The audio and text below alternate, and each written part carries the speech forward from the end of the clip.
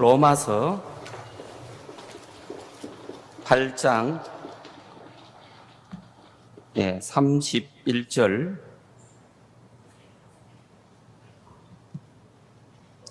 그런즉 이 일에 대하여 우리가 무슨 말하리요? 만일 하나님이 우리를 위하시면 누가 우리를 대적하리요?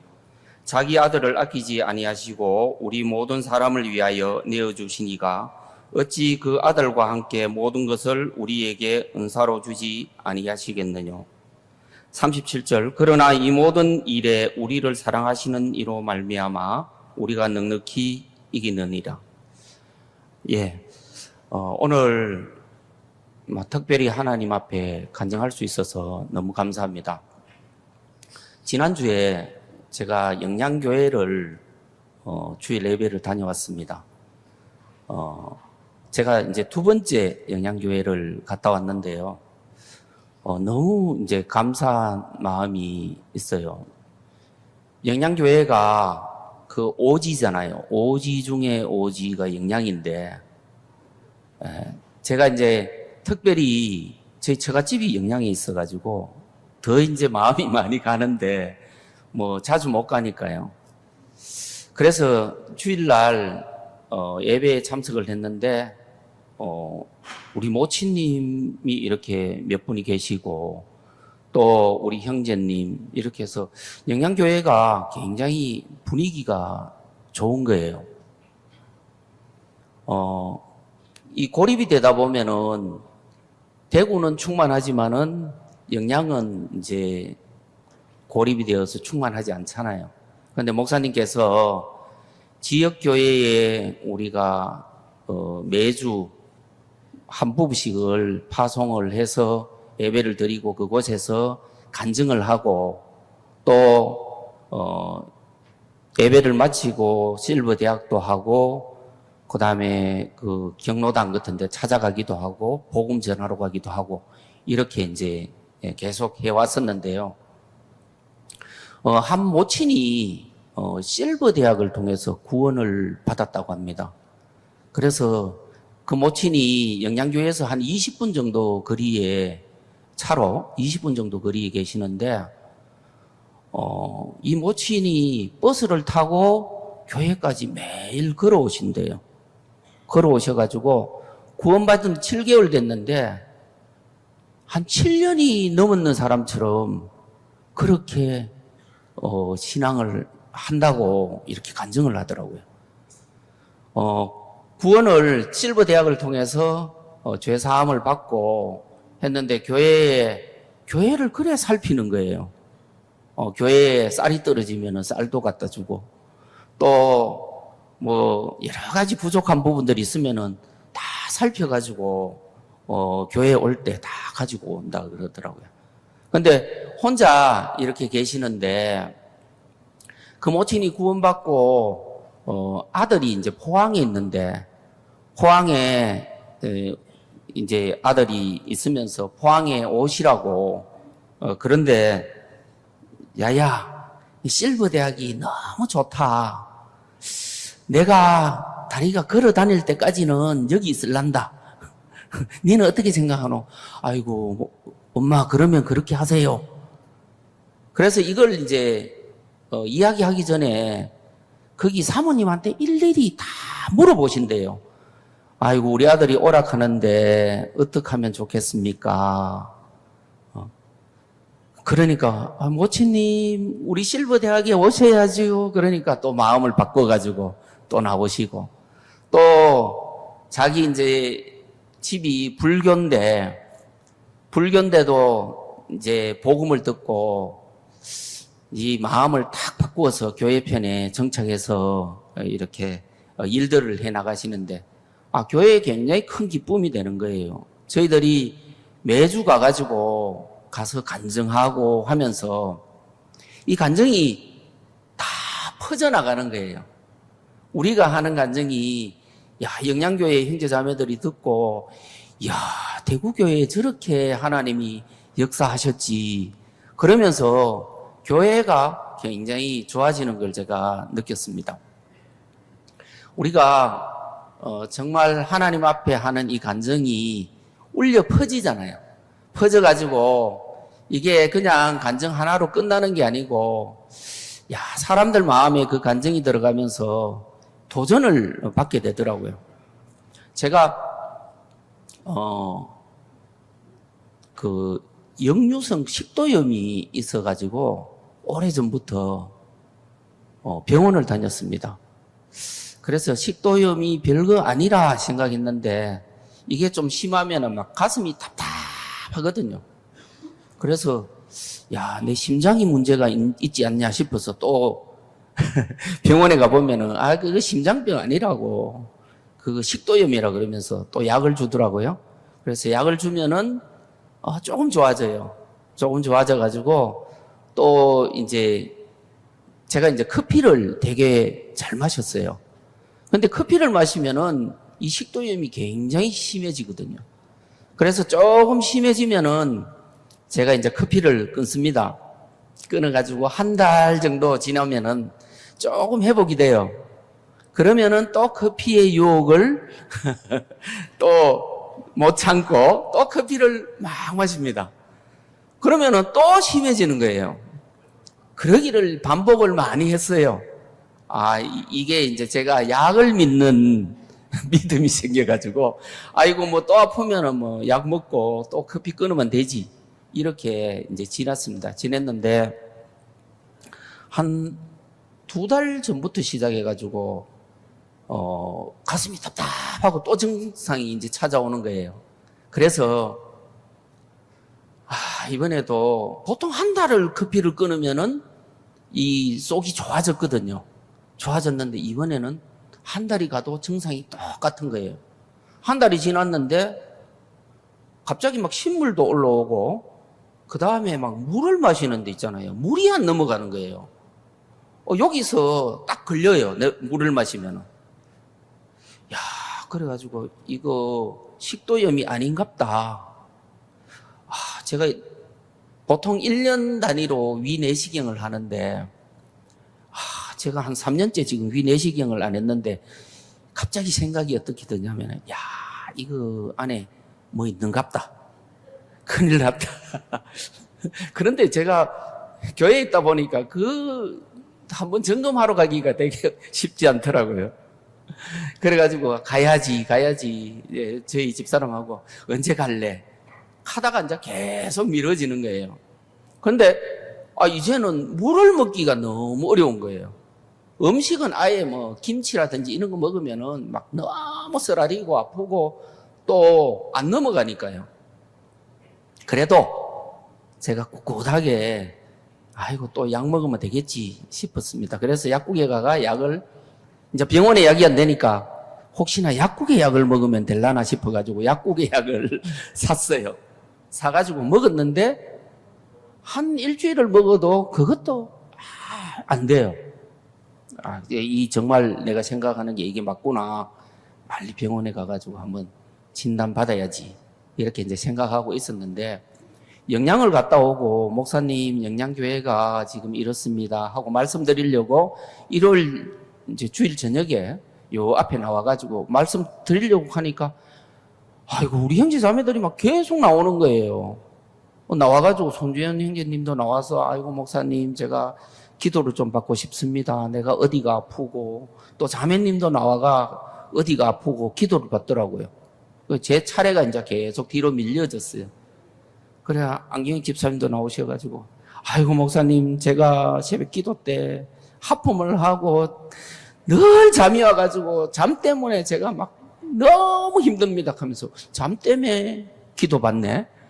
제가 이렇게 하고 있었는데 저도 가만히 옆에서 생각해 보니까 맞지.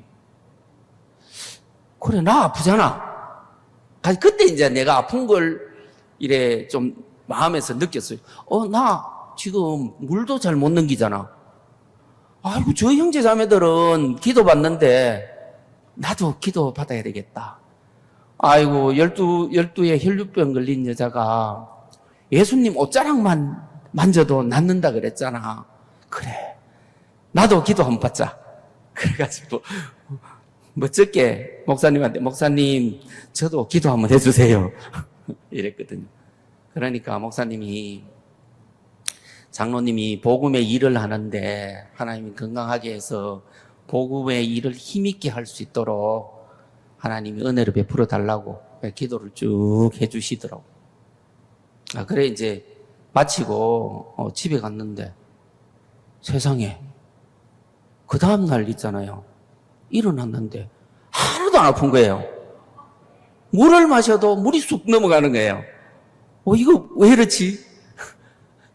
그래가지고 지금까지 제가 교회 가운데 우리 모친님도 기도받고 나았다 소리 듣고 또 특히 목사님 그 어머니 간증을 많이 들었잖아요. 들어도 이제 나는 들었지만은 내가 아픈 거하고 이게 접목을 못 시켰거든요. 그런데 그 정말 놀라운 거예요.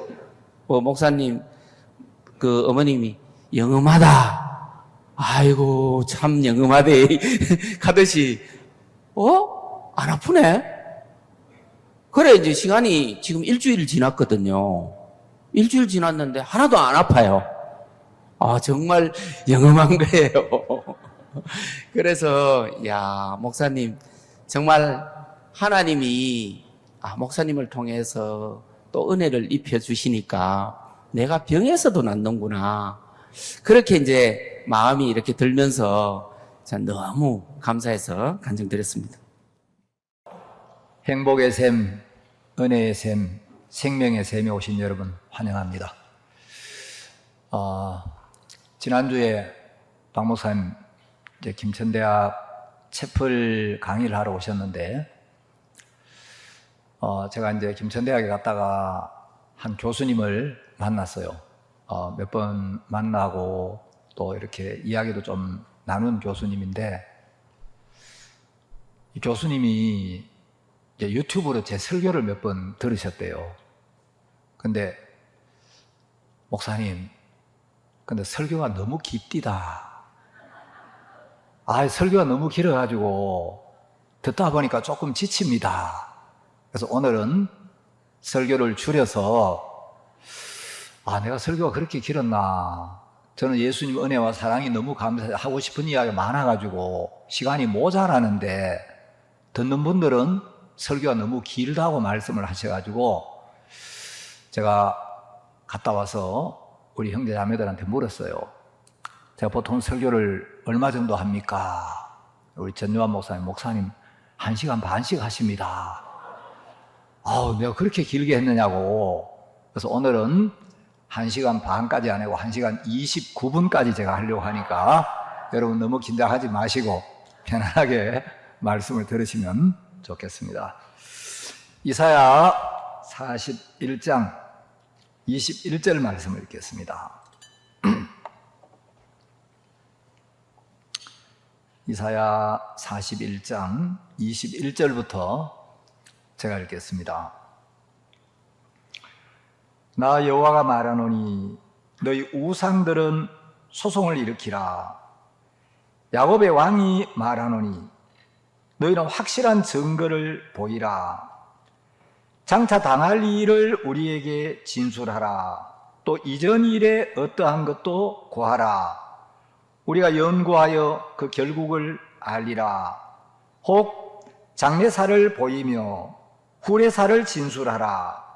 너희의 신됨을 우리가 알리라. 또 복을 내리든지 화를 내리라. 우리가 함께 보고 놀라리라. 과연 너희는 아무것도 아니며 너희 일은 허망하며 너희를 택한 자는 가증하니라. 거기까지 읽겠습니다. 우리가 잘 아는 대로 미국은 청교도들에 의해서 세워진 나라입니다.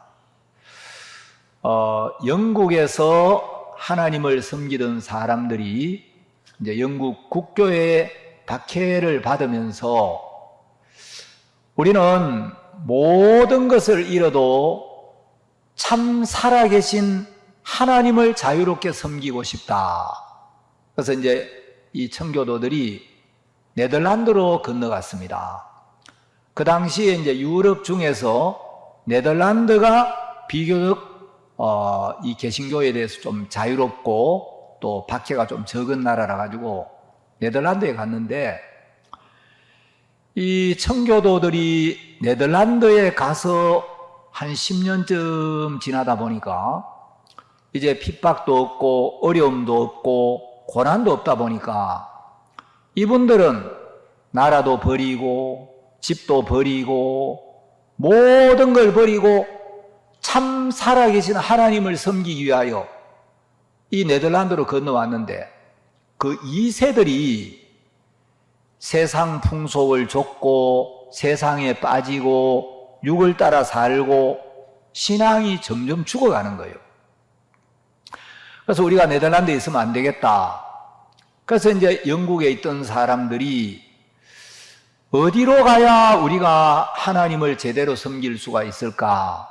그래서 아메리카 신대륙으로 건너가기 시작합니다. 그래서 이제 16세기 중엽에, 17세기죠. 17세기 중엽에 우리나라가 병자호란을 치르고 있을 그 무렵에 이제 영국에 있는 많은 청교도들이 미국으로 건너갑니다. 그래서 이제 메이플라워라는 그 배를 타고 몇 달 동안 고생하면서 그 배 타고 미국까지 가는 동안 많은 사람이 죽고, 원래 그들이 가려고 했던 곳에 정착을 못하고 이제 지금 보스턴 쪽으로 배가 가가지고 거기서 이제 막 질병도 만나고 추위도 또 막 추위로 어려움도 겪고, 그래야 이제 한 절반 정도가 살아남았는데, 이 아메리카 신대륙에 와가지고 어떻게 해야 될 줄 모르는 거예요. 그 인디언들이 이제 옥수수를 재배하는 법, 감자를 재배하는 법, 이런 걸 가르쳐 줘가지고 그들이 거기서 이제 신앙생활을 시작합니다. 미국 동부 지역에 아주 전통 있는 그 8개의 명문 사립대학을 아이비리그라고 합니다. 아이비리그란 말은 원래 담쟁이 덩굴이라는 뜻인데, 아주 오래된 대학 담벼락에 보면 담쟁이 덩굴이 많이 이제 올라가 있잖아요. 그런데 그 아이비리그 8개 대학 중에서도 빅3 대학이 하버드 대학, 그 다음에 예일 대학, 프린스턴 대학입니다. 근데 여러분, 이 아이비리그 중에 이제 그 빅3, 이 3개 대학은 원래 오늘과 같은 이런 대학이 아니었고 전부 신학교로 시작을 했어요. 하버드 대학은 9명의 학생과 나다나엘 이턴이라는 이제 영국 케임브리지 대학 출신 교수 한 분이 와가지고 조그마한 목조 건물에서 성경을 가르쳤습니다. 이 하버드 대학의 이제 설립 목적이 뭐였냐면, 그 당시에 목회자들이 성경을 너무 안 읽고 성경을 너무 모르는 거예요. 우리 미국이 복을 받는 나라가 되려면 목회자들이 하나님과 가까워서 하나님의 말씀을 깊이 읽고 하나님의 뜻을 전하고 올바른 복음을 전해야 된다. 참된 진리의 말씀을 전해야 된다. 그래서 이제 목회자를 양성하기 위하여 이 하버드 대학이 세워졌습니다. 그래서 이제 하버드 대학은 전원 기숙사 생활을 했고 또 성경을 계속 가르쳤어요. 그래서 초기 이제 하버드 대학 모든 졸업생들은 100% 전부 목회자와 선교사들이었습니다. 이 하버드 대학이 세워지고 3년 뒤에 영국의 케임브리지 대학 출신 존 하버드라는 목회자가 이제 교수로 오게 됐어요. 그런데 이 존 하버드 목사님이 하버드 대학 학생을 가르치다가 3년이 지난 뒤에 결핵에 걸려가지고 세상을 떠나게 됩니다. 그러니까 이분이 세상을 떠나면서 자기 재산의 절반을 하버드를 위해 써달라고 기부를 하고, 이분이 가지고 있던 굉장히 그 복음적인 서적 400여 원을 하버드 대학에 기증을 해요. 그래가지고 이제 이 대학 이름을 그 존 하버드 목사님의 이름을 따서 하버드라고 붙이게 됐는데, 하버드 대학의 이 모토가 뭐였느냐면 예수 그리스도는 진리, 이렇게 되어 있습니다. 그런데 이제 점점 시간이 지나면서 하버드 대학이 커지고 종합대학이 되고 이제 신앙을 갖지 않는 사람들이 들어오고 또 이방 종교를 믿는 사람들도 하버드에 입학을 하면서 지금은 예수 그리스도는, 이거는 빼고 그냥 진리라고 하는데, 하버드 대학 역사를 읽어보면 원래 하버드 대학의 모토는 예수 그리스도는 진리, 이렇게 돼 있고, 그 하버드 대학의 교가에도 청교도 정신이 그대로 표현이 돼 있어요. 그래서 이제 하버드 대학생들은 학교에서 성경을 배우고 신앙을 배우고, 사실 뭐 이름만 하버드 대학이었지 목조 건물에 9명의 학생으로 시작을 했으니까 우리 뭐 링컨 학교하고는 비교가 안 될 정도로 열악한 가운데서 시작을 했습니다. 근데 여러분, 이 미국은 이 나라 건국의 기초가 기독교 신앙 위에 세워졌어요. 그래서 교육도 하나님을 믿는 믿음 위에서 교육을 했고, 예일대학도 신학교로 시작을 했고, 그 예일대학도 이제 엘리후 예일이라는 분이 굉장히 사업을 잘해가지고, 이 비즈니스를 너무 잘해가지고 어마어마한 돈을 벌어서 이 돈을 가장 가치 있고 의미 있는 일에 쓰고 싶다. 어디에 쓸까? 그래서 이 돈을 신학교를 세워가지고 정말 복음의 일꾼들을 키워야 되겠다. 그래서 그 엘리후 예일의 이름을 따가지고 예일대학이라고 붙였고, 프린스턴 대학 역시 신학교로 시작을 했습니다. 우리나라 이제 지금은 작고한 원로 목사님들 중에도 프린스턴 대학 출신 목사님들이 들어있는 걸로 제가 알고 있는데, 여러분, 미국은 교육도 하나님을 믿는 믿음 위에서 시작이 됐고, 여러분 혹시 나중에 미국 달러를 보실 기회가 있어요. 여러분 달러하고 거리가 멀으시겠지만 혹시 달러를 한번 볼 기회가 있으면 미국의 모든 달러에는 1달러짜리든 2달러짜리든 5달러짜리든 10달러, 20달러, 50달러, 100달러 어떤 달러를 보든 거기 꼭 기록된 문구가 있어요. In God we trust. 우리는 하나님을 믿습니다. 이 문구가 기록되어 있습니다.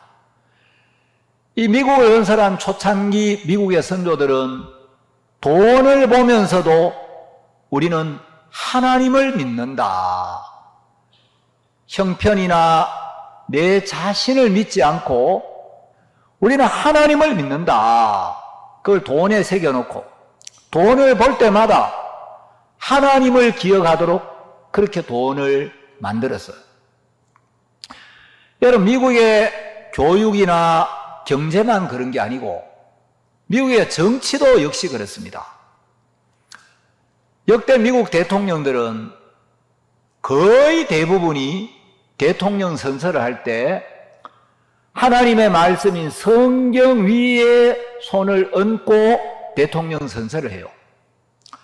초대 대통령 조지 워싱턴이 대통령 선서를 할 때 성경을 앞에 놓고 성경 위에 손을 얹고 선서를 하면서 선서가 끝난 뒤에 So help me God, 하나님이여 우리를 도우소서, 그 유명한 말을 남겼는데, 그 뒤에 많은 대통령들도 그 워싱턴을 본받아서 대통령 선서를 하고 나면 So help me God, 그렇게 하는 분들이 많았어요. 자, 미국은 하나님을 믿고 하나님을 가르치고 하나님을 경외하는 그런 신앙 위에 미국이 건설이 되었기 때문에 사실 미국의 역사는 불과 한 300년 남짓한데 반만 년 역사를 자랑하는 우리하고 비교 안 될 만큼 짧은 시간에 강대한 나라가 됐죠. 그런데 미국이 부강해지면서 하나님의 은혜를 입었는데 은혜와 복은 많이 받았지만 그 선조들이 가졌던 신앙, 정신은 잃어버리기 시작한 거예요. 여러분 미국에 혹시 가실 기회가 있으면 미국을 보시면요, 미국은 대부분의 그 오래된 마을들은 동네 한가운데 교회가 있어요. 그러니까 이 미국을 건설한 선조들은 미국에 건너가서 먼저 그들의 집을 짓고 학교를 짓고 병원을 짓고 그런 일을 한 게 아니고 그들은 신앙의 자유를 찾아서 미국으로 건너갔기 때문에 제일 먼저 교회를 세우고 그 교회 주변에 학교를 짓고 병원을 짓고 그들의 집을 지었습니다. 그래서 지금도 미국은 한가운데 교회가 있는 그런 도시들, 동네들이 많아요. 이 미국을 건설한 선조들은 하나님을 믿고 하나님을 섬기는 신앙을 가장 귀하게 여겼어요. 세월이 흐르면서 오늘날 이 미국의 젊은이들은 그 열조들이 가졌던 하나님에 대한 신앙은 다 잃어버리고 그 신앙 때문에 하나님이 미국을 축복하셨는데 여러분 이번 은혜에 젖어서 그 은혜를 베푸신 하나님은 버려버린 거예요. 제가 어제 이제 도미니카에 있는 제 손녀들이 왔어요. 이제 제 아들은 아직 이제 안 들어오고 아이들만 이제 먼저 이제 택배로 보내듯이 애들만 이제 한국에 먼저 보냈어요. 제 손녀가 이제 중학생이어서 제가 작년에 핸드폰을 하나 사줬어요.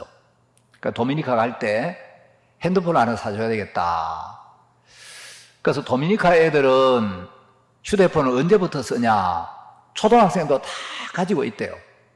근데 얘가 이제 중학생이 되는데 6학년이 되는데 집안 반에 이제 핸드폰이 없다 그래가지고 그럼 내가 핸드폰 하나 사주마.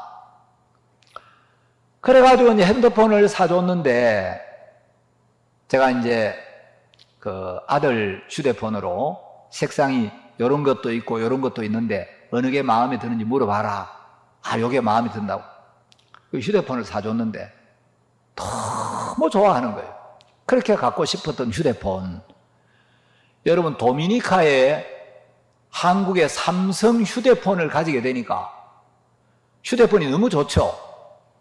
근데 얘가 한국에 왔는데 문제가 하나 생겼어요. 여러분 휴대폰이 좋아야 돼요? 휴대폰을 사준 할아버지가 더 좋아야 돼요? 예? 할아버지가 손녀를 사랑해가지고 휴대폰을 사줬는데 휴대폰을 사주고 나니까 휴대폰을 사준 할아버지하고는 점점 멀어지고 휴대폰에 빠져가지고 너무 휴대폰이 좋으니까 정신없이 그걸 보고 있는 거예요. 여러분 제가 그걸 보면 휴대폰을 사줬어야 되나 말았어야 되나 갈등이 좀 되겠습니까? 안 되겠습니까? 그래서 너 휴대폰에 마음을 너무 빼앗기면 안 돼. 휴대폰은 필요할 때만 봐야 돼. 제가 그렇다고 이놈아 할아버지가 휴대폰을 사주셨는데 휴대폰보다 할아버지를 더 사랑해야 돼. 휴대폰하고보다도 할아버지를 더 가까워야 돼. 뭐 그렇게 또 이야기할 수도 없잖아요. 근데 제 마음은 제가 휴대폰도 좋지만 휴대폰보다 휴대폰을 사준 할아버지가 더 좋아야 되는데 이게 정상이죠. 근데 여러분 휴대폰 때문에 할아버지와 멀어지고 휴대폰에 빠져가지고 할아버지를 잊어버린다면 그 휴대폰 없애버려야 됩니까? 그래도 계속 가지고 있게 해야 됩니까? 사람들의 신앙이 그래요. 여러분 미국이 진짜 어려운 나라였는데 하나님을 경외하는 그 마음을 보고 정말 복되게 했는데 은혜를 잊고 부강해지니까 지금 미국은 하나님을 버린 사람들이 너무 많아요. 젊은이들이 마약에 빠지고 게임에 빠지고 술에 빠지고 너무 타락되어 있는 거죠. 그 미국을 건설한 선조들이 가졌던 신앙이나 그런 정신은 다 잃어버린 거예요. 한 번은 미국에서 이 무신론자들의 단체가 생겨났어요. 어느 날 어떤 할아버지 부부가 거리를 지나가다 보니까 큰 건물 담벼락에 미국 무신론자 대회 이런 현수막이 붙어 있는 거예요. 이 할아버지 부부는 그 링컨 학생들 졸고 있는데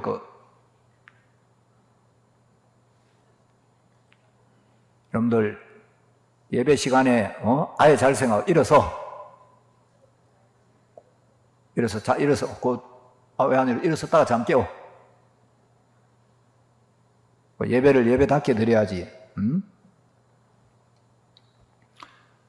그래서 이제 이 무신론자 대회에 이렇게 돼 있는데, 이 지나가던 할아버지 부부가 하나님을 믿는 믿음 위에 세워진 우리 미국인데 무신론자 대회라. 세상에, 내가 이 사람 무슨 이야기를 하는지 한번 가봐야 되겠다. 이 할아버지 부부는 구원을 받고 아주 신실하게 하나님을 섬기는 부부예요.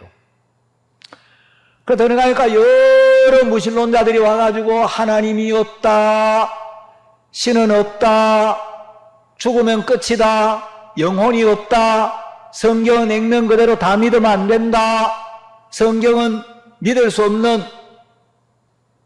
정말 그런 신화적인 책이다, 막 이런 주장을 하는 거예요. 이 할아버지가 들어갔을 때 2명의 발표자가 있는데, 한 명은 우주 비행사였어요. 여러분, 저는 오랫동안 전투기 조종사로 생활하다가 우주 비행사가 되어서 우주선을 타고 이 먼 우주를 여행해 봤습니다. 아마 모르긴 하지만 여러분 가운데 저보다 오랫동안 하늘에서 살아보거나 저보다 우주선을 많이 타본 분은 없을 텐데, 제가 머나먼 우주로도 가봤지만 어디에도 하늘나라는 보이지 않았습니다. 예수 믿는 사람들은 하늘에 하늘나라가 있다고, 천국이 있다고 이야기하는데, 여러분, 만일에 진짜 천국이 있다면, 그리고 제가 천국을 봤다면 제가 누구보다도 앞장서서 여러분, 내가 하늘나라 하늘에 올라가 보니까 진짜 놀라운 천국이 있었습니다. 여러분, 천국이 있습니다. 성경을 믿어야 됩니다. 하나님의 말씀은 진리입니다. 그렇게 이야기하지 않겠습니까? 근데 저는 비행기를 타고 태평양 상공, 대서양 상공, 온 미국 상공, 여러 대륙을 다녀봤지만 아직까지 한 번도 하늘나라를 본 적이 없습니다. 여러분, 저도 예수님이 훌륭한 분이라고는 믿습니다. 그러나 그건 예수님이 우리가 착하게 살아라고 교훈을 주기 위해 하신 말씀이지, 진짜 뭐 죽은 뒤에 천국이 있고 지옥이 있고, 저는 그렇게는 믿지 않습니다. 사람들이 막 박수를 쳤어요.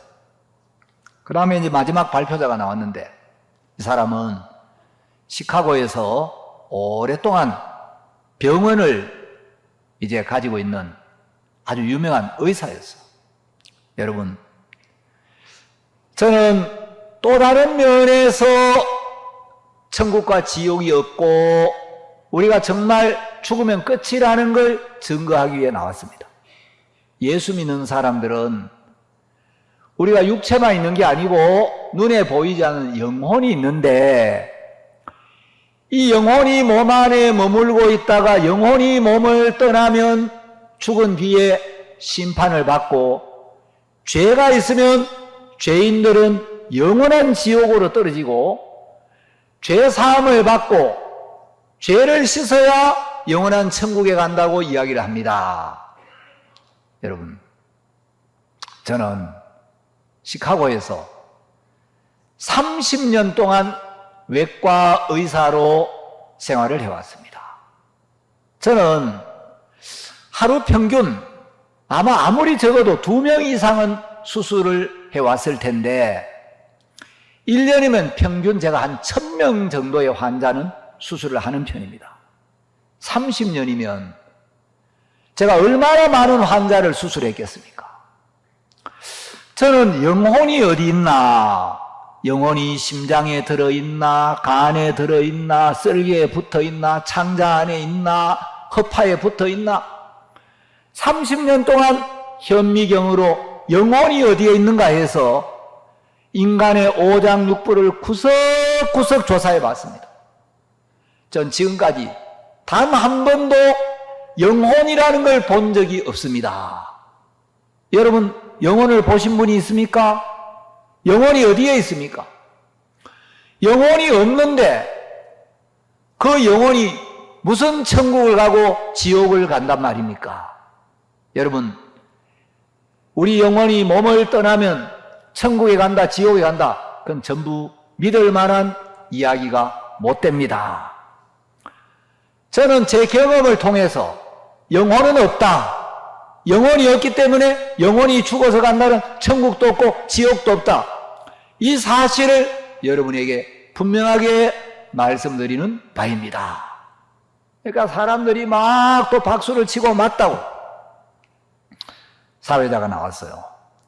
오늘 우리는 각계 각 방면에 많은 전문가들을 모시고 천국과 지옥이 없다는 사실, 영혼이 없다는 사실, 죽으면 끝이라는 사실, 이 사실을 분명히 했습니다. 뭐 더 이상 여러분 의문이 없을 줄 믿습니다만, 혹시 여러분 가운데 오늘 발표하신 내용에 대하여 의문이 있거나 질문하실 분 계시면 질문하시기 바랍니다. 그때 이 방청석에 앉아있던 할아버지 부부가 들어보니까 너무 기가 찬 이야기를, 할아버지가 손을 들었어요. 아, 사회자 양반, 내가 질문 좀 해도 되겠습니까? 아, 예, 할아버지, 이 앞에 나와서 마이크 가지고 질문하십시오. 이 할아버지가 여름이었는데 마시다만 음료수가 하나 있었어요. 제가 오늘 이 발표장에 좀 늦게 도착해서 아쉽게도 마지막 두 분의 발표밖에는 못 들었기 때문에 두 분에게만 질문을 드리겠습니다. 먼저 우주비행사 양반, 내가 지금 마시다만 음료수를 여기 가지고 있는데 이게 오렌지 맛인지 파인애플 맛인지 애플 맛인지 이 음료수가 무슨 맛인지 알 수 있겠습니까? 사회자가, 아니 할아버지, 오늘 주제는 무신론이기 때문에 주제와 관련 있는 질문을 해주시기 바랍니다. 아, 내가 알고 있어요. 이 질문은 주제와 직접적인 관련이 있는 질문입니다. 우주비행사가, 아니 할아버지가 마시던 음료수는 맛을 보신 할아버지가 아시지, 맛도 한번 제가 그게 오렌지 맛인지 파인애플 맛인지 애플 맛인지 그걸 제가 어떻게 알겠습니까? 우주비행사 양반, 그렇습니다. 당신은 예수님의 능력, 예수님의 은혜, 예수님의 사랑, 예수님의 말씀의 능력을 혹시 맛보신 적이 있으신가요? 아, 저는 예수님의 말씀을 액면 그대로 믿지 않는다니까요, 할아버지. 우주비행사 양반, 이 음료수도 나는 맛을 보았기 때문에 이 음료수에 대하여 말할 자격이 있지만 당신은 이 음료수 맛을 보지를 못했기 때문에 그 맛을 모른다고 이야기했지 않소? 나는 예수님을 맛본 적이 있는 사람입니다. 난 지금부터 한 50여 년 전까지 예수 없이 죄악에 끌려다니며 술을 마시고 폭력을 일삼고 마약을 하고 내 인생도 망가지고 내 주변에 있는 수많은 사람들을 고통스럽게 했던 비참한 인간이었습니다. 아마 내가 예수님의 은혜를 믿고 죄사함을 받고 구원을 받지 못했다면 나는 벌써 오래전에 내 명대로 살지 못하고 죽었을 건데, 어느 날 한 그리스도인이 나에게 다가와서 예수님을 소개하기 시작했습니다. 나는 코웃음을 쳤어요. 나보고 예수를 믿으라고? 예수를 믿느니 내 주먹을 믿어? 예수를 믿느니 닭똥구멍을 믿어? 닭똥구멍을 믿으면 하루 계란이나 하나씩 나오지. 예수를 믿으라고?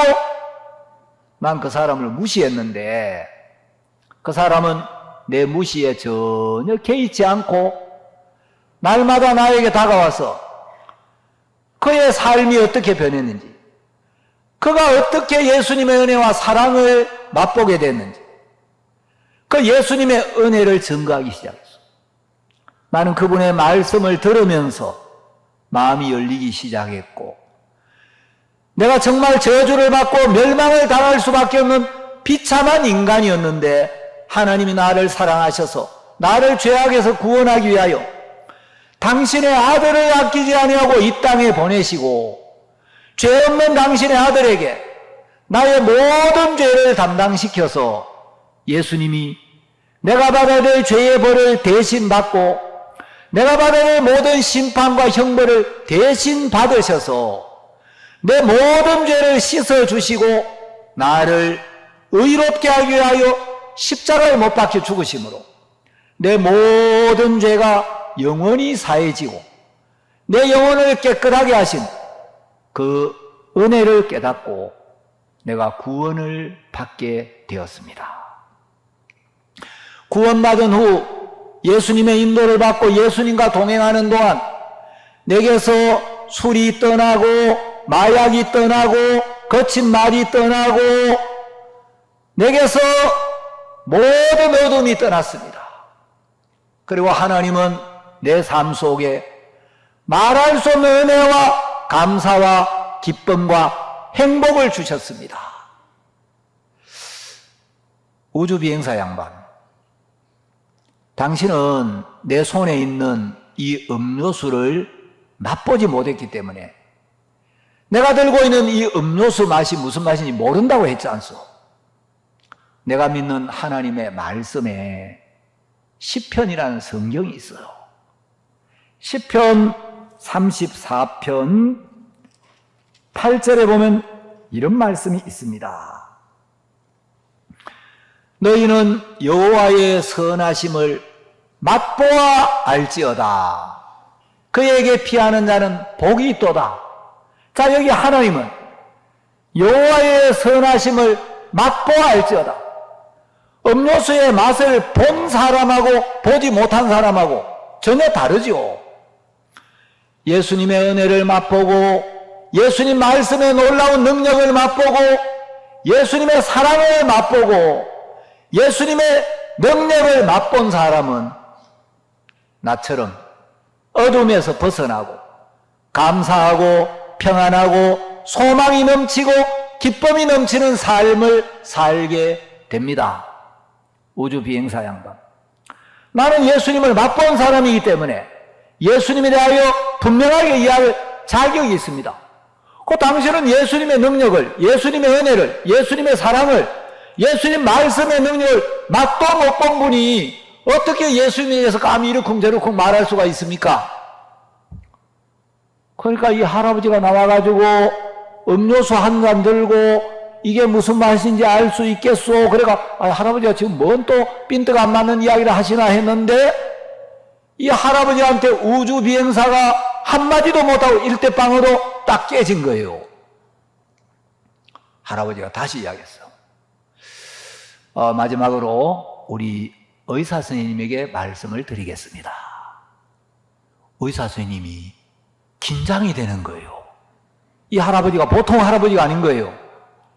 의사 양반, 혹시 그 아내가 있으십니까? 예, 저도 아내가 있습니다. 자식도 있으신가요? 예, 저도 처자식이 있습니다. 혹시 그 처자식을 사랑하십니까? 사랑하니까 결혼하고 예, 자식을 사랑하지 않는 부모가 누가 있겠습니까? 당연히 사랑하지요. 사랑하는데 솔직하게 그 아내하고 살면서 다툴 때도 있고 아내가 미워본 적도 있습니까? 솔직히 그런 적도 있습니다. 그 자식들이 속을 썩이고 애를 먹일 때 자식이지만 좀 자식에 대한 미움을 느껴본 적이 있습니까? 자식들도 말 안 들을 때 좀 자식들이 밉고 그럴 때도 있죠. 의사 선생님, 당신은 30년 동안 현미경으로 인간의 오장육부를 구석구석 살펴보고 이 창자 안에 영혼이 있나, 간에 있나, 허파에 들어있나, 심장에 들어있나, 아무리 살펴봐도 영혼이 보이지 않더라라고 했는데, 당신 그 아내나 자식에게 느끼는 사랑, 때때로 아내나 자식에 대하여 느끼는 미움, 그거 혹시 현미경으로 한번 보신 적이 있나요? 현미경으로 사랑이나 미움이라는 게 보입니까? 아니요, 의사 선생님. 당신은 인간의 육체에 대하여는 많은 걸 연구했지만 영혼에 대하여는 정말 무지한 소경과 같은 사람입니다. 사람은 눈에 보이는 육체도 있지만 눈에 보이지 않는 영혼이 있습니다. 눈에 보이지 않지만 물질의 세계와는 전혀 다른 수많은 생각, 수많은 감정, 의지, 양심. 당신도 양심이 있지 않습니까? 양심의 가책을 느낄 때 없습니까? 자, 이런 것이 눈에 보이지 않으면 없는 것입니까? 당신은 현미경으로 영혼이 보이지 않았기 때문에 영혼은 없다. 영혼이 없기 때문에 영혼이 가는 지옥도 없고 천국도 없다고 이야기했는데 영혼이 있습니다. 영혼이 있기 때문에 영혼이 육체를 떠나면 영혼의 주인 되신 하나님 앞에 서야 하고 하나님의 심판을 받고 당신도 마음에 죄가 있으면 그 죄 때문에 반드시 심판을 받고 멸망을 당합니다. 그러니까 이 의사가 아무 말을 못했다는 이야기를 제가 어디서 읽어본 적이 있어요. 여러분, 많은 사람들은 육체를 중심으로 살고 영혼에 관심이 없는 사람들이 많아요. 우리 육체는 영혼이 사는 집이고 영혼을 담는 그릇입니다. 그래서 이 몸을 보고 몸집이다, 아따 그 양반 몸집 좋더라, 맷집 좋더라, 이 몸을 집이라고 하죠. 여러분, 집이 사람을 위해 존재합니까? 사람이 집을 위해 존재합니까? 집이 사람을 위해 필요한 거지 사람이 집을 위해 존재하는 거 아니죠. 여러분, 우리 육체는 영혼이 사는 집이라고 성경은 이야기를 하고 있고 성경에는 흙집이다, 장막집이다 이렇게 표현을 하고 있어. 여러분, 사람이 살았다는 건 이 육체 안에 영혼이 머물고 있는 상태를 이야기하고 육체 안에 머물고 있던 영혼이 육체를 떠나는 것, 영혼이 육체와 분리되는 것을 죽음이라고 말합니다. 죽음은 육체와 영혼이 소멸되는 게 아니고 영혼이 육체를 떠나가는 거예요. 자, 오늘 제가 이사야 41장을 읽었습니다. 이사야 41장은 뭐냐면 하나님이 우상들에게 도전장을 내미신 거예요. 너희 많은 인간들이 참 신인 나 하나님을 섬기지 않고 너희들이 아무 능력도 없는 우상을 섬기고 있는데 그 우상들이 진짜 신이라면 나한테 소송을 한번 걸어봐라. 자, 진짜 신이라면 신은 신다운 자격, 신다운 능력, 신다운 조건을 갖추고 있어야 돼. 신이 되려면 어떤 존재가 신이 될 수 있느냐? 자, 21절 봅시다. 나 여호와가 말하노니 너희 우상들은 소송을 일으키라. 자, 하나님이 말씀하셨죠. 하나님이, 야, 너희들 우상들이 신이라고? 너희들 우상들이 진짜 신이라면 나한테 소송 한번 걸어봐라. 야곱의 왕이 말하노니 너희는 확실한 증거를 보이라. 너희들이 진짜 신이라면, 너희들이 신이라는 확실한 증거를 제시해. 야, 너희들이 신이라는 걸 믿어주려면 너희들이 신이라는 걸 믿을 만한 증거가 있어야 되잖아. 그 증거를 내놓지 못하면 너희들은 참 신이 아니야. 나 하나님은 내가 살아있고 참신이고 내 말이 진리라는 걸 확실하게 너희들에게 이야기하는 증거가 있다. 나는 내가 참신임을 분명하게 증거할 수 있는 증거가 너무 많다. 옛날에 어떤 분이 만일에 당신이 하나님이 계시지 않는다는 확실한 증거를 5분 동안만 이야기하면, 한 가지만 이야기하면 나는 하나님이 살아계신다는 확실한 증거를 한나절 내내 이야기하겠다. 그런 이야기 한다는 걸 들은 적이 있습니다. 저도 그렇습니다. 여러분, 하나님이 계시지 않는다는 증거가 뭡니까? 눈에 안 보이니까요. 여러분, 세상에 눈에 안 보이는 게 너무 많아요. 빛도 볼 수 있는 빛을 가시광선이라 그래요. 가능할까 볼시. 눈으로 보는 게 가능한 빛을 가시광선이라 하고, 빛도 눈으로 볼 수 없는 빛이 많아요. X선. 그래서 독일의 렌트겐이라는 사람이 어느 날 빛을 관찰하다 보니까 지금까지 전혀 보지 못했던 새로운 빛이 하나 나타났는데 이게 뭐지? 이 빛이 어떤 빛이지? 그래서 일단 이름을 X, 잘 모르겠으니 X. 그래가 그게 X선이 된 거예요. 여러분, 빛을 이제 프리즘을 통과시키면 빨주노초, 파남보 7가지 색깔로 나타나죠. 우리가 볼 때는 그냥 한 가지 빛 같은데 이게 빨주노초, 파남보, 빨간색 바깥에 있는 빛을 붉은색 밖에 있다 해서 적외선, 붉을 적 바깥에, 그 빨간색 바깥에 있는 빛을 적외선이라고, 빨주노초, 파남보, 보라색, 보라색이 자색이죠. 그 보라색 밖에 있는 빛을 자외선이라고 해요. 여러분, 뭐 알파선, 감마선, 요즘은 뭐 우리가 모르는 새로운 빛들이 많이 있어요.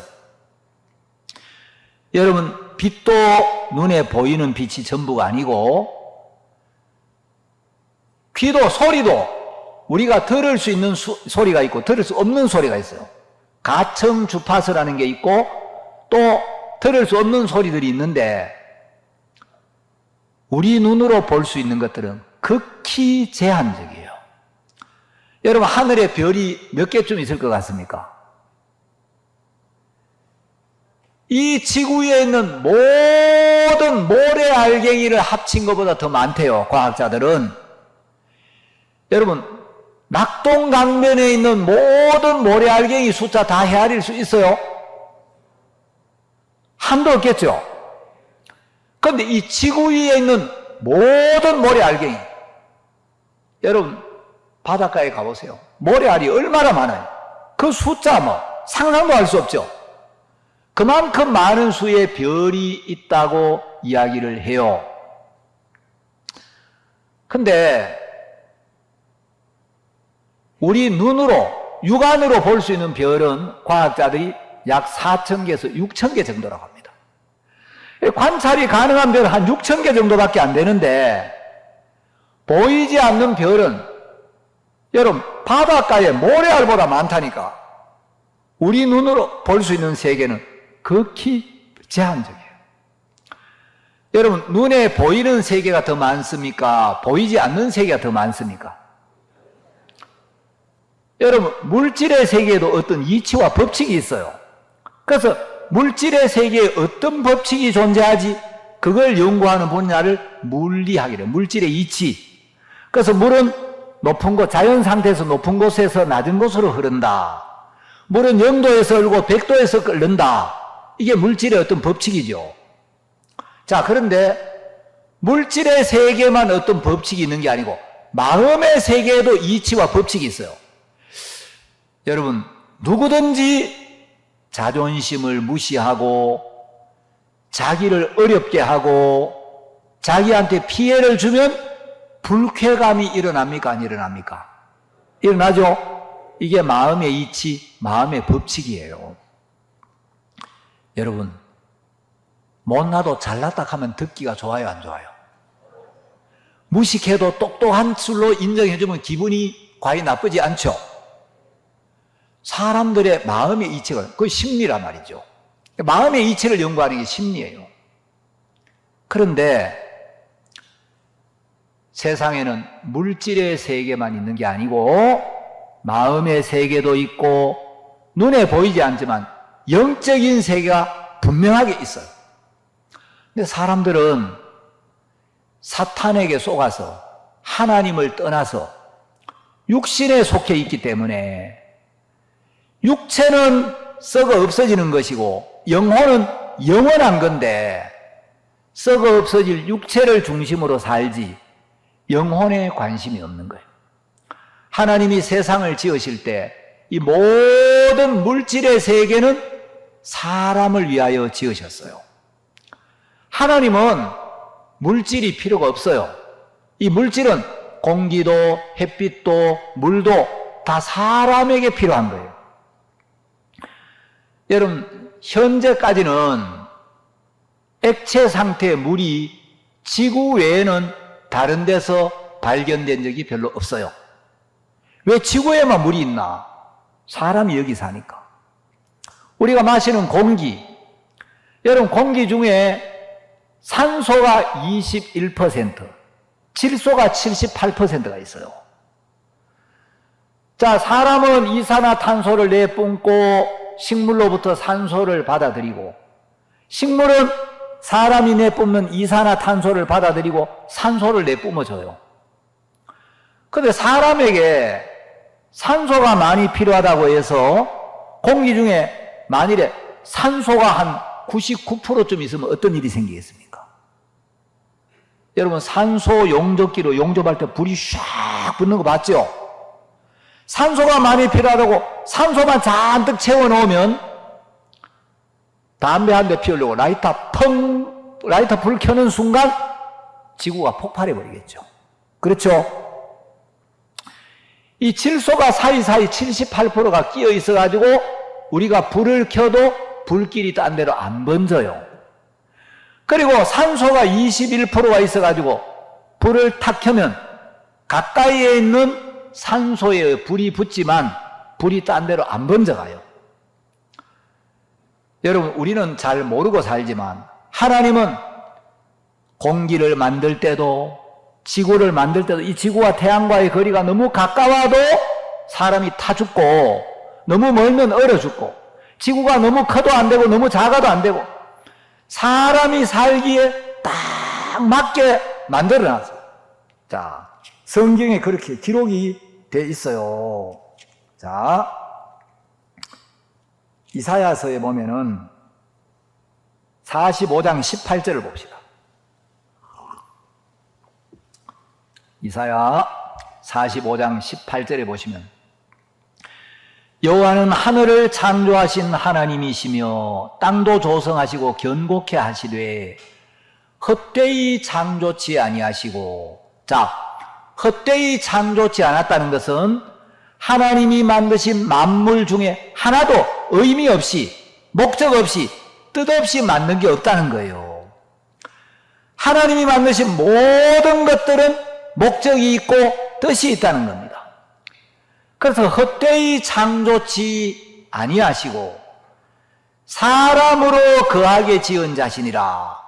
이 지구는 사람이 살도록 사람을 위해 만든 겁니다. 그래서 공기나 지구와 태양과의 거리나 또 이 지구의 크기나 뭐 이런 거 제가 시간 관계에서 다 이야기 드릴 수 없지만 여러분, 우리가 살고 있는 지구는 하나님이 어떻게 자, 신랑 신부가 결혼할 때 여러분 신랑 신부가 방에 들어가 살면서 필요한 거 뭐 가구도 사고 냉장고도 사고 밥솥도 사고 그럽니까? 신방을 꾸며줄 때 먼저 방을 얻어주고 신랑 신부가 사는데 필요한 모든 걸 세팅을 딱 해주고 그 안에 신랑 신부가 나중에 들어가 삽니까? 신랑 신부가 사는데 필요한 모든 걸 갖추어 놓고 결혼을 시키죠.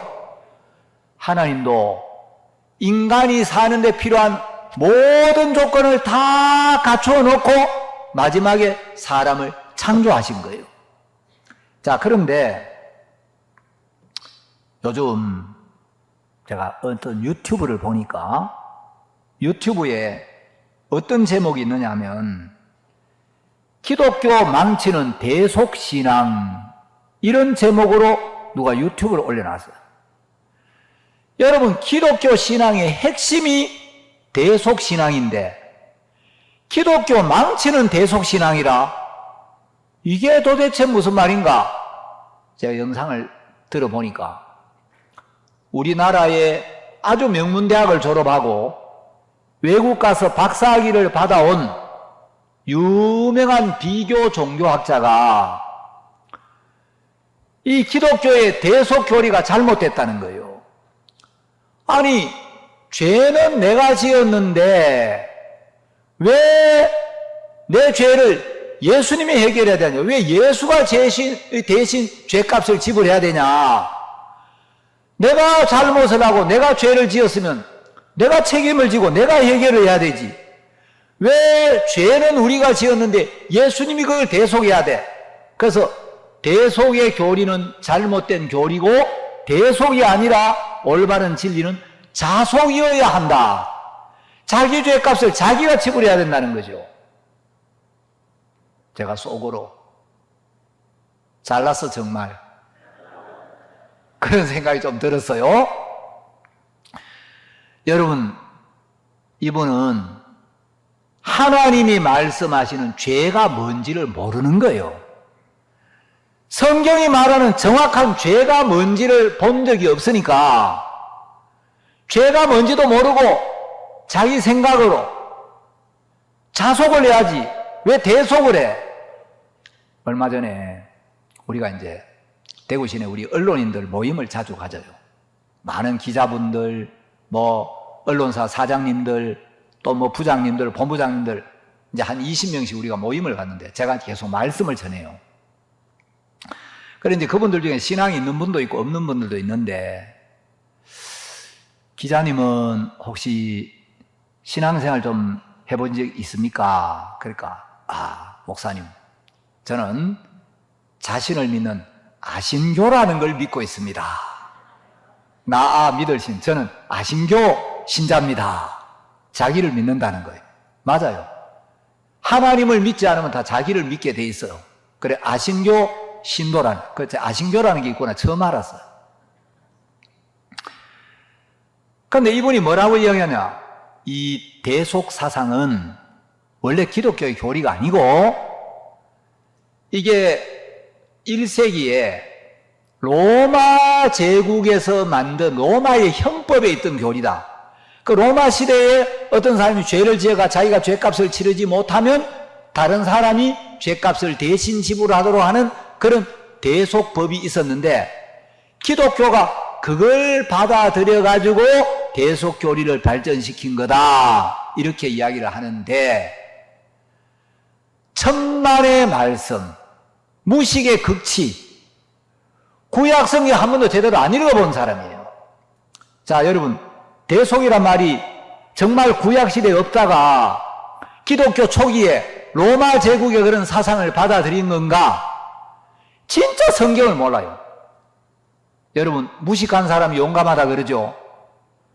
모르면 좀 제대로 아는 데 가서 물어보고 배우긴 해야 되는데 모르면서 큰 소리를 뻥뻥 쳐요. 자, 대속이란 말이 성경에 없나 한번 찾아봅시다. 구약 성경, 예수님 오시기 1500년 전에 기록된 성경에 출애굽기 13장 13절을 보겠습니다. 출애굽기 13장 13절에 나귀의 첫 새끼는 다 어린 양으로 뭐 할 것이요? 대속할 것이요. 그렇게 아니하려면 그 목을 꺾을 것이며 너의 아들 중 모든 장자된 자는 다 뭐 할지니라.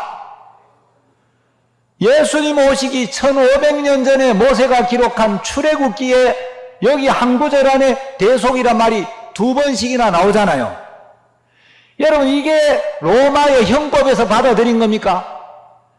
여러분, 박사학위를 받았다는 사람들이 이런 무식한 이야기를 하는 거예요. 자, 한 군데만 나오네요. 자, 출애굽기 13장 15절 봅시다. 또 그때에 바로가 강팍하여 우리를 보내지 아니하며 여호와께서 애굽 나라 가운데 처음 낳은 것을 사람의 장자로부터 생축에 처음 낳은 것까지 다 죽이신 거로 초태생의 수컷은 다 여호와께 희생으로 드리고 우리 장자는 다 뭐 하나니? 여기 또 대속하나니 대속이 나오죠. 자, 출애굽기 34장을 보겠습니다. 출애굽기 34장 20절. 나귀의 첫 새끼는 어린 양으로 뭐 할 것이요? 대속할 것이요. 그렇게 아니하려면 그 목을 꺾을 것이며 내 아들 중 장자는 다 대속할지며. 이거 또 대속 나오죠. 출애굽기에만 나오는 게 아니에요. 출애굽기에도 이렇게 여러 번 나오고 민수기 18장 15절을 보겠습니다. 자, 민수기 18장 15절. 여호와께 드리는 모든 생물에 처음 나는 것은 사람이나 짐승이나 다 네 것이로되 사람의 처음 난 것은 반드시 대속할 것이요. 부정한 짐승의 처음 난 것도 대속할 것이며. 여기 대속이 있습니까 없습니까? 있죠. 자, 다 찾아볼 수 없고 여러분, 모세 오경보다 더 오래전에 기록된 성경이 욥기라고 성경학자들이 이야기를 해요. 욥은 족장시대의 인물이에요. 그러니까 아브라함 시대 그 이전에 살았을 거라고 대충 이제 추측을 하는데, 자, 가장 오래전에 기록됐다는 욥기에도 대속이 나옵니다. 욥기 36장 18절.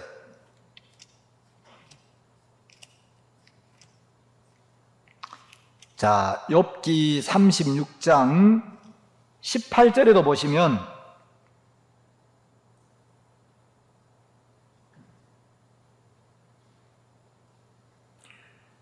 너는 분격함을 인하여 칭책을 대적하지 말라. 대속함을 얻을 일이 큰즉 스스로 그릇되게 말지나. 여기 대속이 나옵니까 안 나옵니까? 나와요.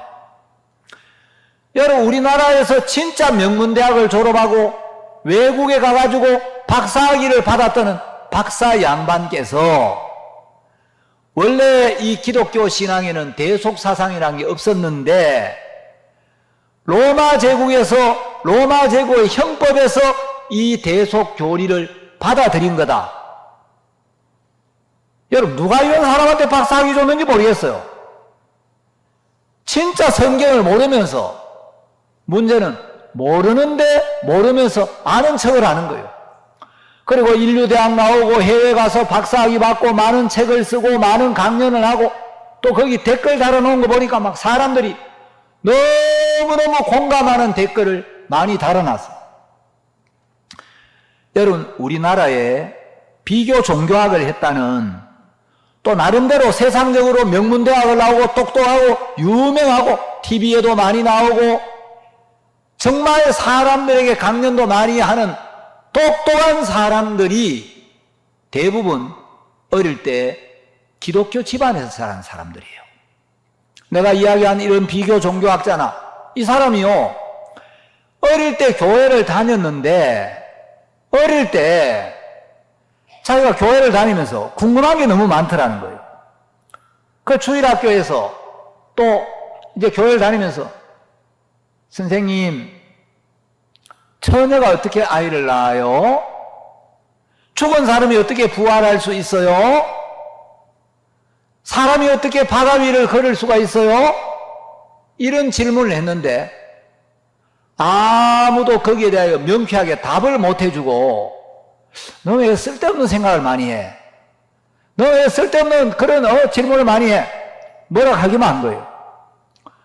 근데 어쨌든 이제 머리가 좋아가지고 성경 공부를 열심히 해가 점수는 잘 받았는데, 상을 주는데 점수는 잘 받았는데 선생님들이 쟤는 시험은 잘 쳤는데 저 신앙이 없고 너무 쓸데없는 질문을 많이 해가지고 쟤는 상 주지 말자.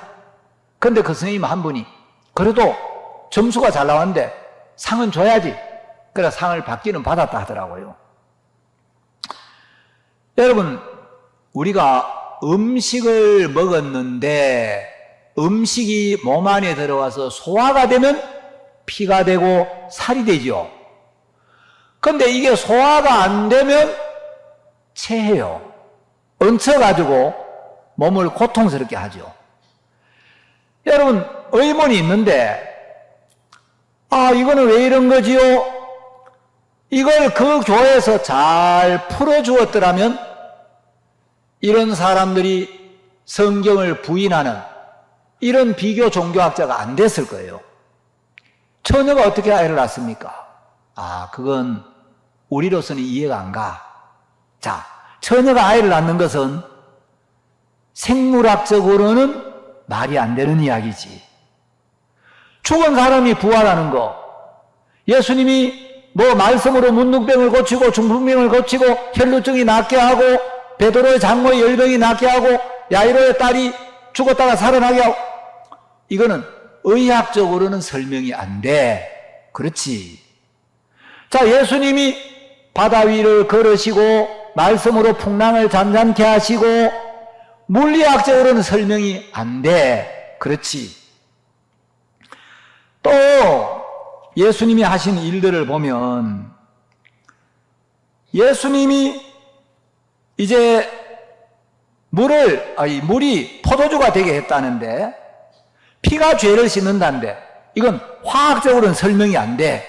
그렇지. 네, 선생님. 자, 예수님 보리떡 5개와 물고기 2마리로 5,000명을 먹이셨대.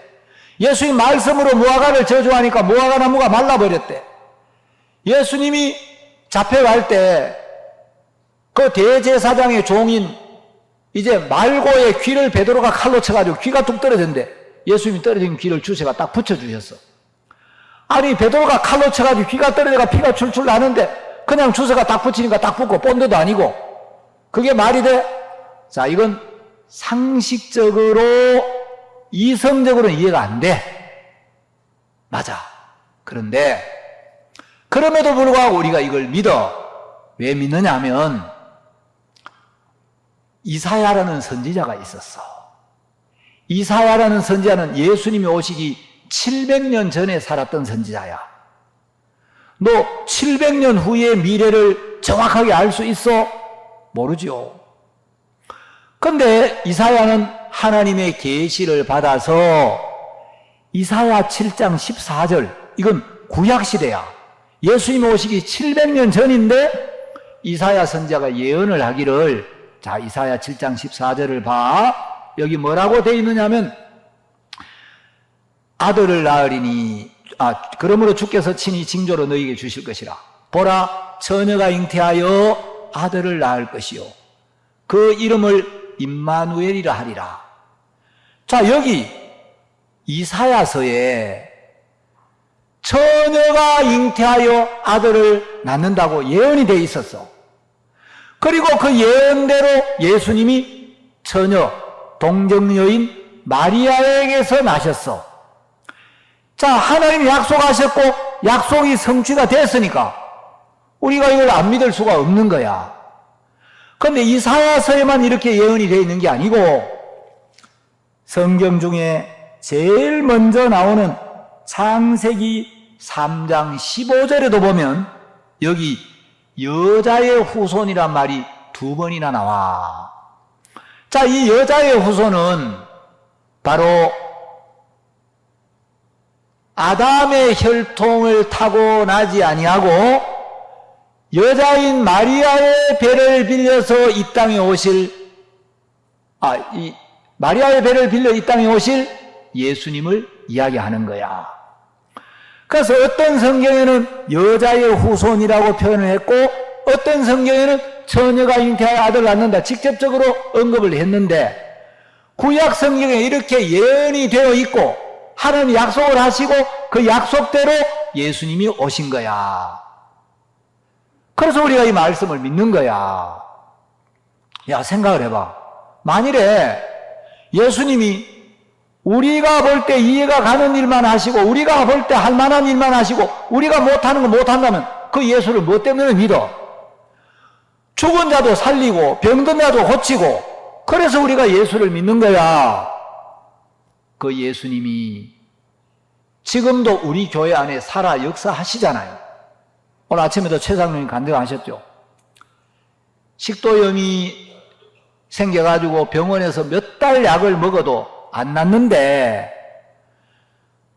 진짜 막 물도 못 삼키고 너무 힘드는데 그렇다고 막 최 장로님이 뭐 간절하게 뜨길 기도한 것도 아니에요. 그냥 영양 갔다 와가지고 목사님 영양교회 갔는데 너무 감사했습니다. 영양교회가 이렇고 이렇습니다. 그래가지고 이야기를 하려고 왔는데 형제자매들이 기도받으려고 쭉 서 있어서 아이고 나도 기도 한번 받아야 되겠다.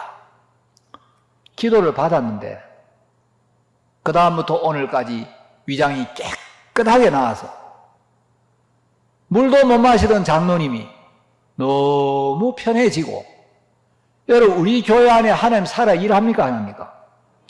여러분 이거 의학적으로 설명할 수 있어요? 의학적으로 설명 이게 또 한두 사람이면 말도 안 해요. 얼마나 많은 사람이 병이 낫고 말씀을 듣고 마음의 변화를 잊고 행복해지고 감사해집니까? 근데 사람들이 성경을 제대로 모르는 그래서 내가 이제 그 비교 종교학자 이야기를 읽을 때 이거는 그 비교 종교학자를 탓해야 되는 게 아니고 그분이 어릴 때 다녔던 교회가 문제가 있다는 거예요. 교회가 제대로 말씀을 못 가르치고 교회가 올바른 믿음을 못 전해주니까 올바른 믿음을 가르쳐주고 참된 믿음을 넣어줬더라면 이런 분들이 훌륭한 복음의 일꾼이 됐을 텐데 주일학교에서 학생회에서 궁금한 거 제대로 풀어주지를 못하니까 마치 음식을 먹었는데 소화가 잘 돼가지고 피가 되고 살이 되는 게 아니라 도리어 체해가지고 이제 이런 사람들이 무슨 이야기를 하냐. 성경은 신화다. 대속교리는 로마법에서 가져온 거다. 그리고 노아 홍수 신화가 노아 홍수 이야기가 성경에만 있는 게 아니고 다른 나라에도 그런 이야기가 많이 있더라. 그리고 다른 나라에도 많이 있는 걸 보면 노아의 홍수가 전 세계적인 홍수였다는 증거가 되잖아요. 그럼 성경을 믿을 만한데 여러분 올바른 믿음을 넣어주지를 못하니까 이제 성경이 안 풀리니까 이런 사람들이 교회를 떠나서 복음을 대적하고 성경을 부인하는 일에 쓰임을 받고 있는 거예요. 자, 여러분 성경은 박사라고 깨닫는 게 아니에요. 뭐 명문대학 나오고 여러분 박사학위 받고 그래 이분이 막 강의를 들어보니까 뭐 외국에 뭐 종교학자 누구는 이런 이야기를 했고 어떤 철학자는 이런 이야기를 했고 어떤 목사님은 이런 이야기를 했고 어떤 신부님은 이야기했고 전 세계에 막 오만 학자들 이야기를 끌어들여 가지고 그래서 성경은 믿을 만하지 못하다 이런 소리를 하더라고. 기업은행에 위폐 감별을 잘하는 분이 있어요. 이제 어떤 기사를 한번 읽었네. 백재순 씨라고 기업은행 과장인데 지금은 이제 뭐 더 승진했는지 모르겠습니다만 이분은 위조 지폐를 감별하는데 그 화폐에 있는 인물의 눈동자만 딱 보고도 요거 가짜다 진짜다. 그 돈을 딱 만져보면 1초 만에 요거는 위폐다 요거는 진폐다 감식을 해내요. 근데 이분이 무슨 이제 자기가 홍콩에서 그 감별사 테스트를 받는데 5개 나라의 돈을 주더라는 거죠. US 달러, 호주 달러, 위안화, 엔화, 뭐 홍콩 달러, 하여튼 이래가 이제 한 5개 나라의 달러를, 이제 돈을 100매씩 500매를 주고 요걸 40분 안에 요 안에서 위조 지폐가 몇 개인지 찾아내라는 거죠. 40분 만에 500장의 화폐를 보기 쉽지 않죠. 그 40분 만에 500장의 이제 화폐를 뭐 미국 달러도 있고 뭐 일본 엔화도 있고 뭐 중국 위안화도 있고 쭉 보는데 40분 만에 다다다다다다닥 딱 보고 이 사람이 여기는 위조 지폐가 한 장도 없습니다. 그 사람이 맞다고. 그래서 이제 이 사람이 언론에 인터뷰를 하면서 위조 지폐를 어떻게 하면 가장 잘 분별해낼 수 있나 질문했더니 방법은 간단하다. 진짜 지폐를 정확하게 알면, 진폐를 정확하게 알면 위조 지폐를 식별할 수 있다는 거예요. 위조 지폐 아무리 많이 봐도 그래가지고는 안 되고, 진폐를 정확하게 알면 위폐를 식별할 수 있다. 여러분, 참된 믿음을 가지고 정확한 말씀이 마음에 있으면 이건 믿음이 아니다. 이건 거짓이다. 이건 사탄의 속임수다. 이건 육이다. 분별을 하는 거예요.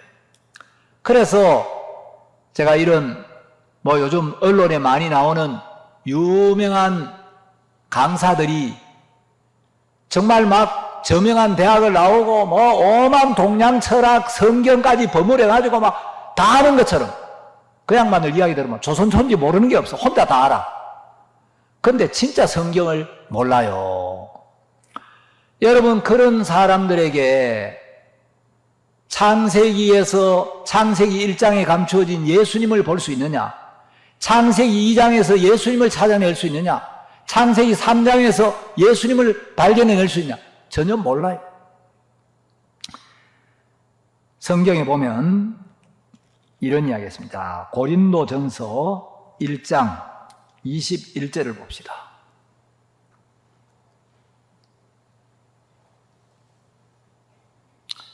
하나님의 지혜에 있어서는 이 세상이 자기 지혜로 하나님을 알지 못하는 고로 하나님께서 전도에 미련한 것으로 믿는 자들을 구원하시기를 기뻐하셨도다. 자, 이 세상이 자기 지혜로는 절대 하나님을 알 수 없다는 거예요. 인간이 아무리 똑똑하고 아무리 잘나고 아무리 뭐 유명한 대학 나오고 여러분 외국에 갔고 뭐 박사학위 몇 개 받아도 그건 전부 세상 지혜예요. 마음이 낮아지고 자기 생각이 버려지고 빈 마음으로 말씀을 받아들이면 구원받는 거 너무 쉬운데, 여러분 미련해서 구원을 못 받는 게 아니고 너무 똑똑해서 구원을 못 받아.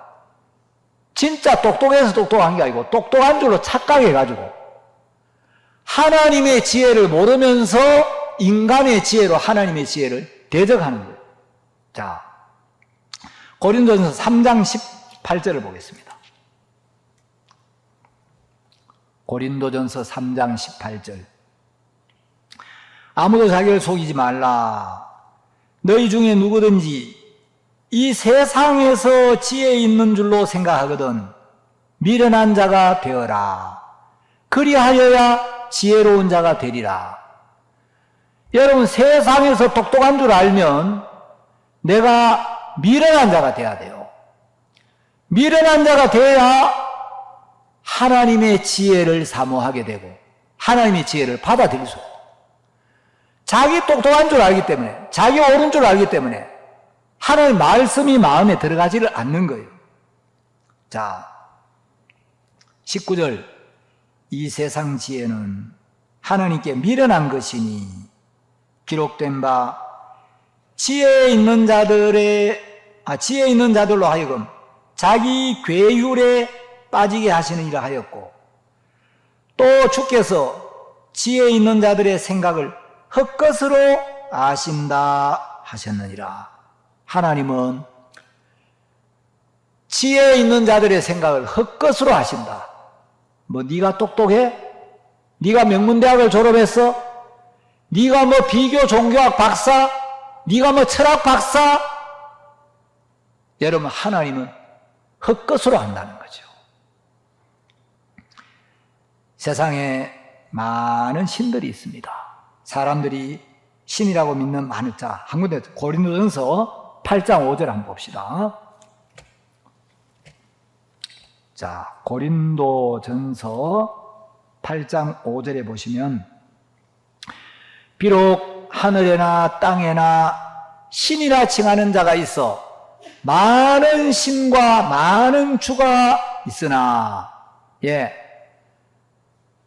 인간들이 섬기는 많은 신과 많은 주가 있는데 참신은 하나님 한 분밖에 없습니다. 하나님은 살아계시고 하나님만이 유일한 참신인데, 여러분 진짜 여러분이 하나님의 정확한 말씀을 듣고 정확한 복음을 가지고 하나님이 살아 역사하시는 참된 교회 안에 있다는 게 얼마나 감사하고 복된 일인지 모르는 거예요. 자, 오늘 제가 이사야 41장을 읽었죠. 자, 하나님이 이 세상에 많은 신과 많은 주가 있는데 하늘에나 땅에나 신이라고 일컫고 주라고 일컫는 많은 신들, 인간들이 섬기는 많은 우상들이 있는데 하나님은 너희들이 참신이라고?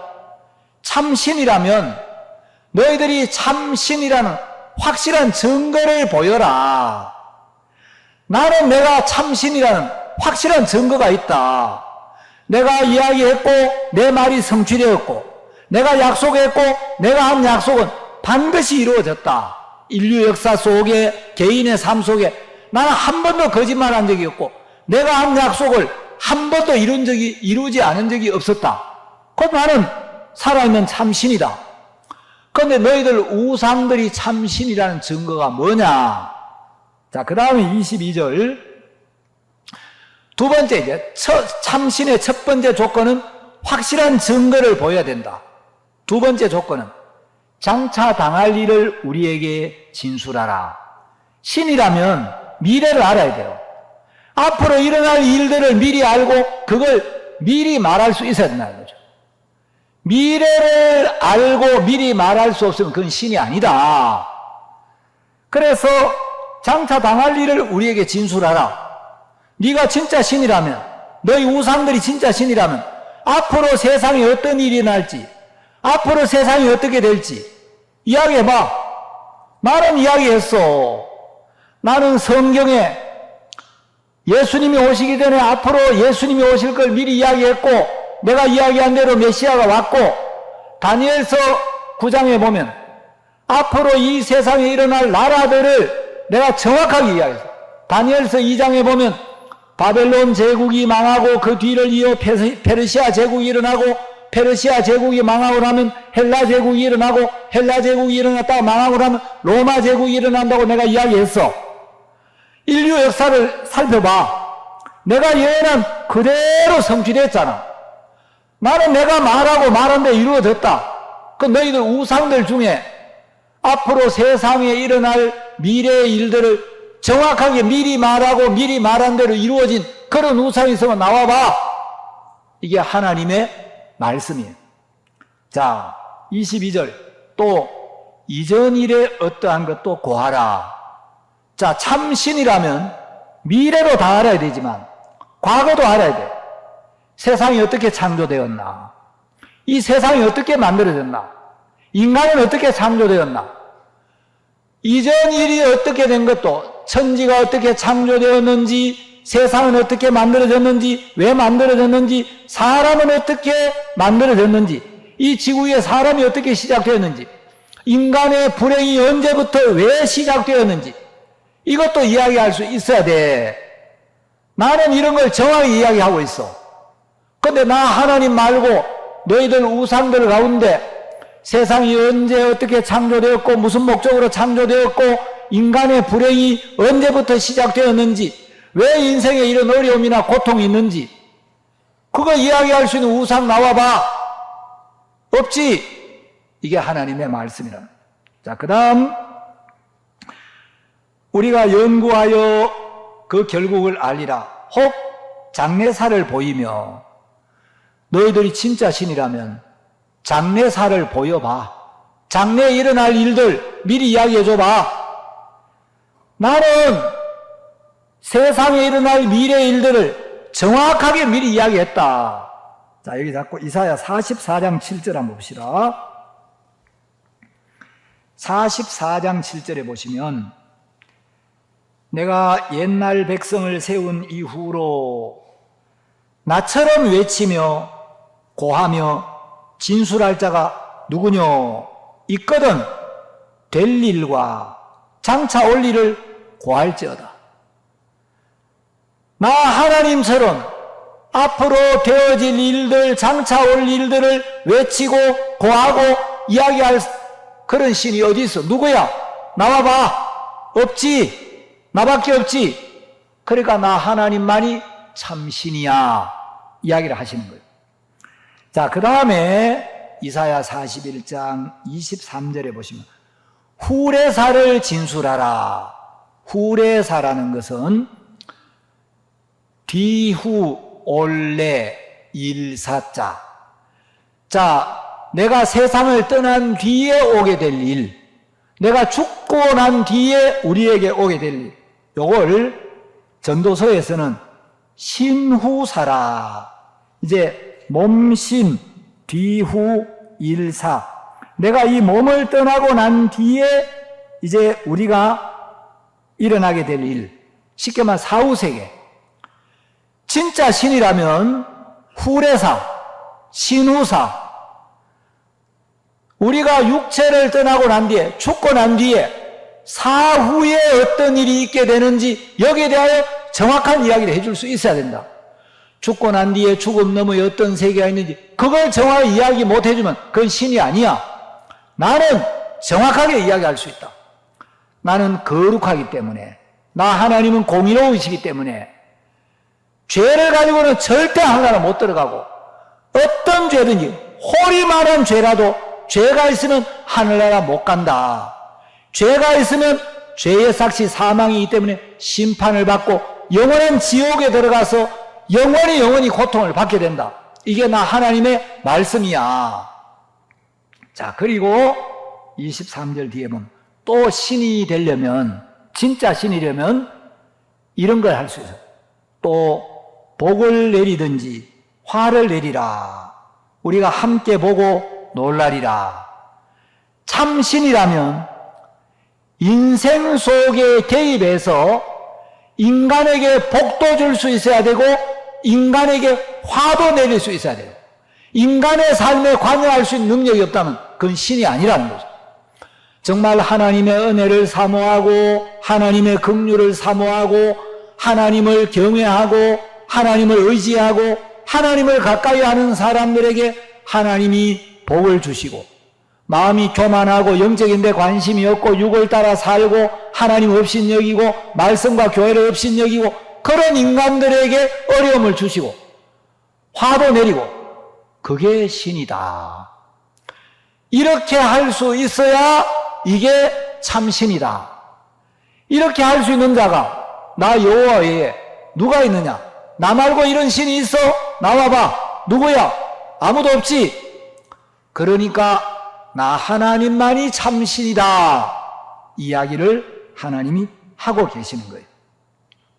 자, 그래서 결론 24절에 하나님 말씀하시기를, 과연 너희는 아무것도 아니며 너희 일은 허망하며 너희를 택한 자는 가증하니라.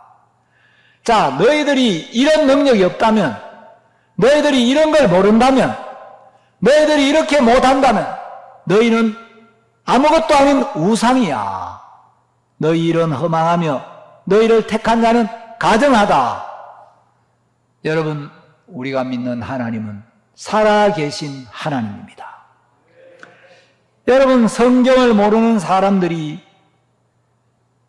성경도 제대로 모르고 정확하게 아는 분들에게 가서 듣고 배우면 구원을 받고 영원한 생명을 얻고 귀하고 복된 하나님의 자녀가 되어서 하나님의 보살핌을 받고 인도를 받고 하나님의 지키심을 받고 하나님이 주신 평안이 가득 차고 소망이 넘칠 건데, 인간들이 하나님을 떠나서 나름대로 똑똑한 줄 알고 성경은 신화라고 이야기를 하고 뭐 동성애가 뭐가 잘못됐냐 그러고, 그리고 노아의 홍수는 역사적인 사실이 아니다, 예수님이 동정녀 탄생 그거 믿을 수 없다. 그리고 어떤 비교 종교학자가 바울 서신이 사복음서보다 먼저 기록이 되었는데, 그러면 마태, 마가, 누가, 요한보다 바울 서신을 먼저 기록했는데 왜 바울 서신에는 예수님의 동정녀 탄생의 이야기가 한마디도 없냐? 만일에 진짜 예수님의 동정녀 탄생이 진리라면 사복음서 기자보다 바울 서신을 먼저 기록한 바울이 자기 서신에 예수님이 동정녀에게서 나셨다, 그 이야기 한 번쯤 기록할 텐데 왜 바울이 그런 이야기 한 번도 안 하냐? 그 사람은 눈이 멀었어. 성경 제대로 읽어본 적이 없어. 바울 서신에 왜 없어요? 이 시간이 다 돼가 내가 다 이야기 못하는데. 자, 갈라디아서 한번 찾아봐요. 내가 이런 이야기 하다 보면 자꾸 열이 올라가지고. 자, 갈라디아서 4장 4절. 때가 차네 하나님이 그 아들을 보내사 누구에게서 나게 하시고, 하나님이 당신의 아들을 여자에게서 나게 하시고. 여러분, 바울 서신에 기록되어 있어요, 안 되어 있어요? 성경 제대로 읽지도 않고 성경도 제대로 모르면서 성경이 이러쿵 저러쿵 비판하고, 또 정말 멍청한 사람들이 그런 말을 듣고 그렇네 그 말이 맞네, 그래가 또 얼마나 또 아멘 되는 글이라고 막 댓글을 또 얼마나 많이 달. 여러분 좀 그런 거 듣지 말고 이한규 TV 좀 보고 이한규 TV에 댓글 좀 달아요. 아이 참, 예? 댓글 달아야 될 때 안 달고 엉뚱한 데 갖고 말이야 댓글 달고. 그래서 자꾸 설교가 길어진단 말이에요. 일찍 마치라 하는데. 예? 교수님들도 대학 이 설교를 듣는데 좀 일찍 마치라 하는데, 제가 참 이런 이야기를 들으면 답답한 거예요.